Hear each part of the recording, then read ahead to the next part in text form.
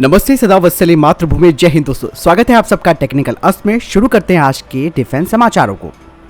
दोस्तों, पहली खबर की बात करते हैं तो भारतीय नौसेना को लेकर आ रही है। भारतीय समुद्री इलाके के दो बेहतरीन और ताकतवर पहरेदार 32 वर्षों तक देश की सेवा करने के बाद इनको सेवा मुक्त कर दिया गया है। साल 1979 और 1990 भारत के इतिहास के वो सुनहरे साल थे जब भारतीय नौसेना में इन दोनों उम्दा और घातक युद्धपोतों को शामिल किया गया था। आईएनएस निशंक वीर श्रेणी मिसाइल कॉर्वेट का चौथा जहाज था जिसने 1971 में भारत पाकिस्तान युद्ध में अपनी वीरता दिखाई थी। आईएनएस अक्षय, जो कि 1990 में भारतीय नौसेना में शामिल किया गया था, ये युद्धपोत 23वें गश्तीपोत जत्थे का हिस्सा था।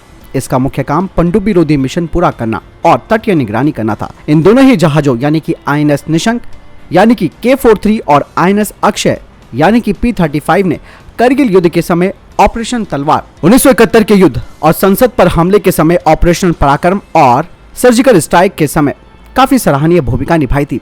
दोनों ही जंगी जहाज दुश्मन का मुंह तोड़ जवाब देने में हमेशा तैयार है।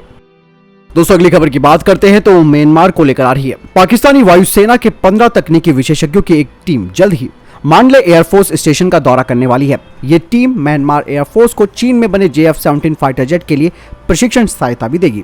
इकोनॉमिक टाइम्स की खबर के मुताबिक पाकिस्तान के विशेषज्ञों की ये टीम यंगून में एयरफोर्स स्टेशन का भी दौरा करेगी, जहां पर वे JF-17 जेट से जुड़े तकनीकी मसलों को भी देखेगी। दरअसल ग्राउंड मेंटेनेंस स्टाफ को इससे जुड़ी कुछ परेशानियां आ रही हैं। हालांकि ये पहला मौका नहीं है जब पाकिस्तान की ओर से म्यांमार को सहायता दी जा रही है। इससे पहले मई के महीने में एक पाकिस्तानी कार्गो ने JF-17 के कलपुर्जों को म्यांमार को सप्लाई किए थे। दरअसल दोस्तों, भारत के पूर्वी पड़ोसी देश की सेना पाकिस्तान के साथ सैन्य संबंधों को बढ़ा रही है। साथ ही म्यांमार पाकिस्तान से आसमान से जमीन पर मार करने वाली मिसाइलें खरीदने पर भी विचार कर रहा है। ये मिसाइलें उनके JF-17 लड़ाकू विमानों के लिए। दरअसल चाइना पर लगे प्रतिबंधों के कारण म्यांमार इन मिसाइलों को सीधे चीन से नहीं खरीद सकता है। साल 2015 में म्यांमार पाकिस्तानी एरोनॉटिकल कॉम्प्लेक्स और चीन के चेंगू एयरक्राफ्ट इंडस्ट्री ग्रुप के संयुक्त रूप से विकसित JF-17 फाइटर एयरक्राफ्ट को आयात करने वाला पहला देश बना था। दोस्तों, यहाँ पर सबसे बड़ी बात यह है कि हमारे दुश्मन देशों से म्यांमार की बढ़ती नजदीकियां और म्यांमार को भारत बहुत ही ज्यादा सपोर्ट भी करता है, हथियारों के मामले में भी, और हमारा कलादान प्रोजेक्ट में म्यांमार की अहम भूमिका है। लेकिन ऐसे में चीन और पाकिस्तान का ये नेक्सस किस तरीके से म्यांमार में अपनी पैठ जमा रहा है, भारत को यहाँ पर अलर्ट होने की सख्त जरूरत है, क्योंकि म्यांमार को चीन और पाकिस्तान युद्ध के समय अपना बेस बना सकते हैं। ऐसे में केवल सतर्कता ही बचाव है, क्योंकि भारत सीधे तौर पर म्यांमार से इस वक्त किसी भी तरीके का पंगा मोल नहीं लेना चाहेगा, क्योंकि हमारा जो अहम प्रोजेक्ट है कलादान, उस पर किसी तरीके से कोई संकट ना आए। लेकिन हमें डिप्लोमेटिक रूप से म्यांमार के साथ बातचीत करनी चाहिए, भले ही वहां पर सेना का शासन क्यों ना हो। आपको क्या लगता है, किस तरीके से इस समस्या से निपटा जा सकता है? कमेंट सेक्शन में लिखकर जरूर बताएं, क्योंकि बेहद महत्वपूर्ण खबर ये सामने आई है। दोस्तों, अगली खबर की बात करते हैं तो भारतीय वायुसेना को लेकर आ रही है। भारतीय वायुसेना के रिटायर्ड एयर मार्शल ने कहा कि भारतीय वायुसेना, जो कि 7 अलग अलग तरीके के फाइटर जेट्स का इस्तेमाल करती है, उन्हें कई तरीके के लॉजिस्टिकल मुद्दों का सामना भी करना पड़ता है और भारत अब अपने शस्त्रागार में अन्य दूसरे फाइटर जेट्स को शामिल नहीं करना चाहता। उनका इशारा सीधे तौर पर अमेरिकी फाइटर जेट्स की तरफ है।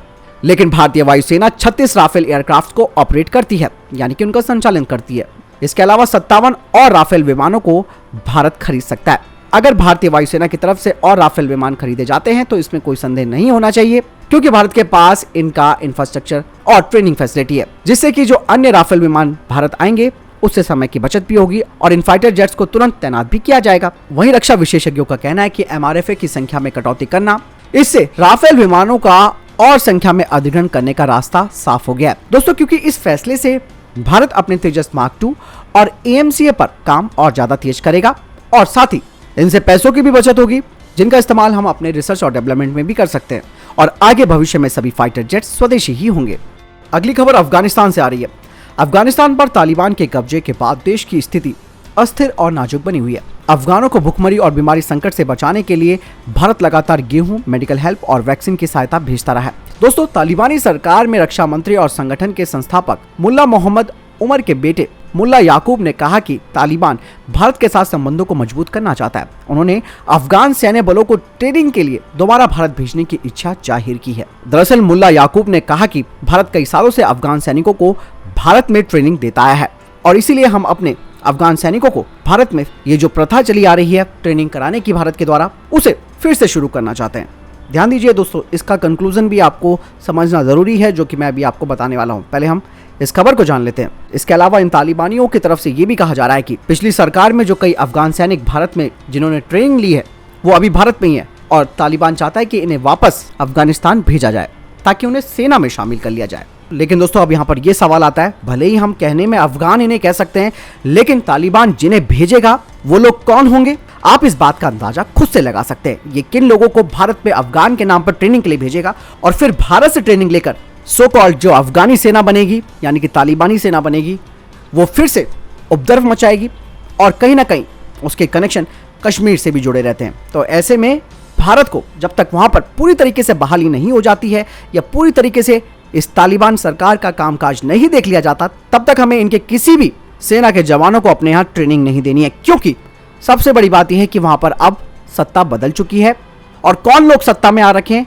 क्या इंटेंशन लेके वो सत्ता में आ रखे हैं, ये बात पूरी दुनिया जानती है। ऐसे में इनको ट्रेनिंग देना कितना खौफनाक हो सकता है, मुझे आप कमेंट सेक्शन में लेकर जरूर बताएं। आपको क्या लगता है इस पूरे के पूरे मसले के बारे में, आपका विचार क्या है, मुझे कमेंट सेक्शन में लिख के जरूर बताएं। क्या हमें अब जो वर्तमान में वहां पर मौजूद तालिबानी सरकार है उनके लोगों को भारत में ट्रेनिंग देनी चाहिए, खास करके आर्मी की ट्रेनिंग, जिसके लिए बार बार तालिबान भारत से अपील कर रहा है? मुझे कमेंट सेक्शन में लिखकर जरूर बताएं। दोस्तों अगली खबर डीआरडीओ को लेकर आ रही है। दरअसल दोस्तों डीआरडीओ की गैस टरबाइन रिसर्च एस्टेब्लिशमेंट ने रक्षा मंत्रालय से आग्रह किया है कि वो भारतीय वायुसेना में मौजूद IL-76 एयरक्राफ्ट को फ्लाइंग टेस्ट बेड में परिवर्तित कराए ताकि वे अपने इंजन का परीक्षण कर सके, जिससे कि इंजन का जो सर्टिफिकेशन ट्रायल है उसे पूरा किया जा सके। बता दें कि 46 kilo Newton Kaveri dry engine का हाई एल्टीट्यूड ट्रायल होना था IL-76 टेस्ट बेड से रशिया में, जिसे कि देरी का सामना करना पड़ेगा। अब कहा जा रहा है कि इस वजह से इंजन की जो एक्सपेरिमेंटल फ्लाइट्स है उनमें और देरी होगी, जिसमें कि डीआरडीओ का टेक्नोलॉजिकल डेमोन्स्ट्रेटर जैसे कि aura stealth unmanned strike aircraft जो प्रोग्राम है वो प्रभावित हो सकता है। वहीं दूसरी ओर साफरान और DRDO 110 kilo Newton thrust class के इंजन को बनाने के लिए इस महीने के अंत में डील को फाइनल कर देंगे। डीआरडीओ ने कहा कि वो जेट इंजन के अप स्केल्ड और डाउन स्केल्ड वेरिएंट को भी तैयार करेंगे, जिन्हें कि दूसरे स्पिन ऑफ प्रोग्राम के लिए तैयार किया जाएगा। और एक बार भारतीय फ्लाइंग टेस्ट बेड अगर सामने आ जाता है तो इसकी बड़ी अहम भूमिका होगी इंजन निर्माण और भविष्य में भारत के प्रोजेक्ट्स के लिए। दोस्तों अगली खबर की बात करते हैं तो मझगांव डॉक शिप बिल्डर को लेकर आ रही है। मझगांव डॉक शिप बिल्डर के चेयरमैन ने भारत सरकार से कहा है कि वे अब तेजी से बड़े कदम उठाएं ताकि देश में ही पनडुब्बियों का निर्माण किया जा सके। ये बात तब सामने आई है जब 43,000 करोड़ रुपए का पनडुब्बी सौदा यानी कि P-75I ठंडे बस्ते में जाता हुआ दिख रहा है। ऐसे में मझगांव डॉक शिप बिल्डर के चेयरमैन ने कहा कि वे अब आखिरी छठी स्कॉर्पियन क्लास की सबमरीन को नेवल ग्रुप के साथ मिलकर तैयार कर रहे हैं। इसके अलावा उन्होंने आगे बताया कि नेवल ग्रुप अपनी तकनीक को मझगांव डॉक शिप बिल्डर के साथ साझा नहीं करने वाला। साथ ही उन्होंने कहा कि पनडुब्बी निर्माण के 2 घटक होते हैं, जाने और जाने क्यों। जानने का मतलब है 100% अवशोषण। दरअसल दूसरी स्कॉर्पियन श्रेणी की पनडुब्बी तैयार करने के बाद मझगांव डॉक शिप बिल्डर को किसी की मदद की जरूरत नहीं पड़ी। साथ ही उन्होंने बताया कि बाकी की 4 पनडुब्बियां हमने खुद बनाई हैं। उन्होंने कहा कि हमारे द्वारा तैयार की गई एक पनडुब्बी अभी मिसाइल फायरिंग को प्रदर्शन करने के लिए समुद्र में है। उन्होंने कहा कि फ्रांस का नेवल ग्रुप हमारे साथ किसी भी तरीके की तकनीक को साझा नहीं करता, इसीलिए भारतीय नौसेना भी उन पर निर्भर है।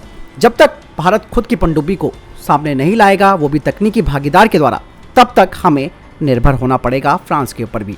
उन्होंने कहा कि हम भारतीय नौसेना पर जोर दे रहे हैं कि जब हम 4 पनडुब्बियों का निर्माण कर सकते हैं तो ऐसे में भारतीय नौसेना और डीआरडीओ की प्रयोगशाला में MDL कंपोनेंट फायरिंग मापदंडों और सब कुछ तय करने के लिए वहां पर हर चीज की सुविधा है और उन्हें अब इन चीजों को खुद से तैयार करना होगा। और इस तरीके का साहसिक कदम उठा लिया जाता है तो आने वाले समय में पनडुब्बी निर्माण में कोई भी चुनौती का सामना हमें नहीं करना पड़ेगा। यानी कि दोस्तों फ्रांस की नेवल ग्रुप का भी आपने एक दूसरा रूप देख लिया, जिसे खुद मझगांव डॉक शिप बिल्डर के जो चेयरमैन है वो कह रहे हैं कि लोग अपनी तकनीक साझा नहीं करते हैं, लेकिन जो महत्वपूर्ण कंपोनेंट्स हैं उन्हें डीआरडीओ और भारतीय नौसेना एक प्रौद्योगिकी भागीदार के साथ इन चीजों को तैयार करें, क्योंकि उन्होंने कहा कि 4 पनडुब्बियां उन्होंने खुद से तैयार करी हैं और इसीलिए वो भारत सरकार को भी जोर दे रहे हैं कि वो अब कुछ बड़े कदम उठाए पनडुब्बी निर्माण के लिए। अगली अपडेट पाकिस्तान से आ रही है। खाने को दाना नहीं है लेकिन हथियारों पर पैसा जमकर उड़ा रहा है पाकिस्तान। दरअसल पाकिस्तान की जनता गरीबी से जूझ रही है, महंगाई अपना रिकॉर्ड तोड़ रही है, पेट्रोल के दाम आसमान छू रहे हैं, खाने के लिए आटा नहीं मिल रहा, शौचालय के लिए पानी नहीं मिल रहा और इन सबको दरकिनार करते हुए, आंखें बंद करते हुए पाकिस्तान ने अपने रक्षा बजट को 6% तक बढ़ाने का निर्णय लिया है। सशस्त्र बलों के बड़े वेतन और अन्य जरूरी हथियार खरीदने के लिए पाकिस्तान ने यह कदम उठाया। कैबिनेट की आर्थिक समन्वय कमेटी ने 80 अरब रुपए की वृद्धि का निर्णय लिया है। पाकिस्तान के रक्षा मंत्रालय के मुख्यालय में जिन्ना नेवल बेस, तबर्त नेवल बेस और मल्टी फंक्शनल बिल्डिंग समेत अन्य चीजों के लिए 80 अरब रुपए के अतिरिक्त बजट की मांग की गई थी। पाकिस्तान भले ही अपना डिफेंस बजट बढ़ा रहा है, लेकिन वो आर्थिक संकट की ओर बढ़ता हुआ दिख रहा है। पाकिस्तान में 27 मई को समाप्त हुए सप्ताह के दौरान उसके विदेशी मुद्रा भंडार में तकरीबन 366 मिलियन डॉलर की बड़ी गिरावट देखने को मिली। पाकिस्तान के पास दूसरे देशों से आयात होने वाली वस्तुओं के लिए भी कोई खास पैसा नहीं है। वहीं पेट्रोल, जैसे कि मैंने कहा कि उनकी कीमतों में लगातार बढ़ोतरी हो रही है। ऐसे में पाकिस्तान के पास ये पैसा कहां से आएगा और कहां से अरेंजमेंट करेगा? हालांकि मदद के लिए उसके पास सऊदी अरब भी है और चाइना भी है। देखते हैं आगे क्या होता है, लेकिन केवल अपनी जनता को अधर में छोड़कर उन्हें झूठे सपने दिखाने के लिए पाकिस्तान इस तरीके के कारनामे कर रहा है। दोस्तों, अगली खबर चाइना से आ रही है।